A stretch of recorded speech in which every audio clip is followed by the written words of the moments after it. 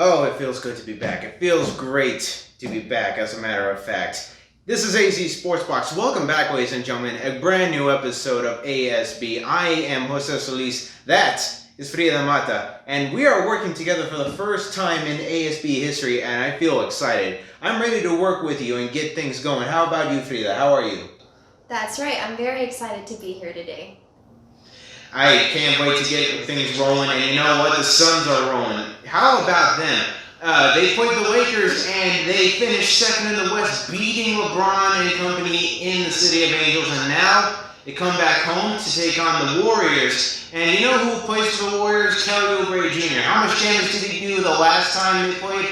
Not much. Let's see how much damage he did this time as the Warriors take on the Suns here in the Valley. The last game before the All-Star break, the Suns are feeling very good about this one, and they should be. The Warriors don't have Draymond Green, they don't have Klay Thompson, and they don't have Stephen Curry.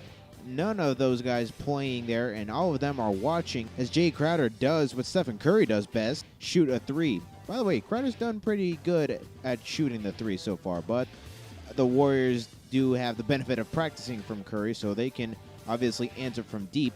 But they do not have DeAndre Ayton, who just launched up in the air thanks to the alley-oop from Devin Booker. And then Booker finds Jay Crowder, who shoots from beyond the arc once more.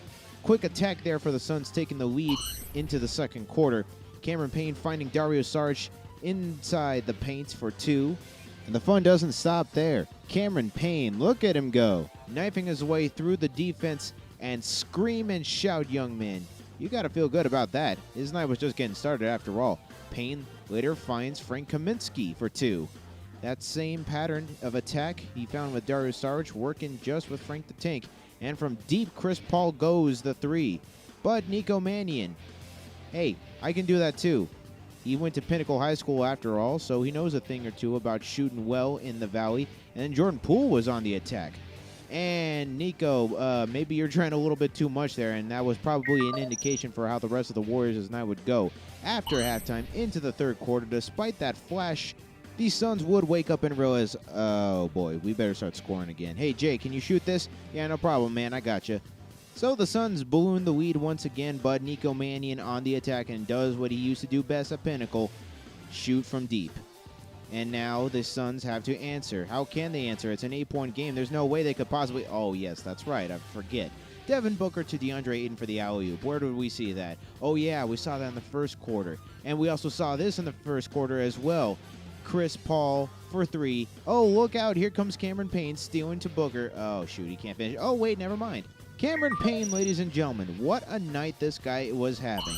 And it was important, too, because Devin Booker would end up leaving the game with a left knee sprain, and that would end up forcing him out of the All-Star game. A little bit of a Pyrrhic victory here, though, as Abdul Nader and company are able to close it out. The slip up there, Javon Carter is about to take advantage, but he knows he's going to be stopped, so he gives it on over to Cameron Payne. Oh, yes, what a wonderful night for the Suns, albeit at the cost of Devin Booker getting into the All-Star game. But nonetheless, that is a great way to end the midpoint way of the season. Fantastic effort from the Suns. You got to feel great about the chances of them making a deep playoff run as they finish 120-98 over the Warriors. 24th win of the season. Payne 17 points, Booker 16. Just a fantastic game all around going into the All-Star break. So, who saw that one coming, right? I was brushing my teeth when this happened, so believe you me, I was just as shocked as all of you folks were. J.J. Watt is an Arizona Cardinal. Who would have thunk it? And for more on the biggest free agent acquisition that the Cardinals have had in quite some time, here is AZ Sports Box's own Olivia Eisenhower. I don't know if J.J. Watt just really missed playing with DeAndre Hopkins or the offer was just too good to turn down, but Monday, three-time AP NFL Defensive Player of the Year J.J. Watt signed with the Arizona Cardinals. Watt signed a 2-year deal worth $31 million with $23 million guaranteed. Now the Cardinals not only have Hopkins, but also the NFL's top two leaders in sacks since 2012, with Chandler Jones at 97 and J.J. Watt at 95.5. Watt is excited to be in Arizona, but also to play with quarterback Kyler Murray. The longer I looked at it, the more it just signs kept pointing back down here. You know, there's a lot of exciting things about what's happening down here in Arizona. I've always said in this league you have to have a quarterback to have a chance, and there's a young, extremely talented quarterback here who can do big things and is going from year 2 to year 3 and can take an even bigger jump to continue to grow and progress and be even better. Then you've got DeAndre Hopkins, who's one of the best wide receivers in the league. I'm obviously very familiar with. You've got a defensive scheme and that's led by Vance Joseph, who I was with my first 3 years down in Houston when under Wade Phillips, and Vance runs a similar scheme to Wade, which is a scheme I'm very familiar with and very comfortable with and excited to play in. You've got guys like Chandler Jones and Budda Baker and guys all over that defense that are really young, excited guys, ready to get after it, ready to fly around and make some plays. So I'm just very excited to be here, and I'm also not going to lie to you, it doesn't hurt when it's 65 degrees and sunny outside when I woke up this morning, so it's pretty nice. The Cardinals faltered down the stretch of last season and fell short of the postseason, but some key additions and improvements such as J.J. Watt may help them achieve that goal.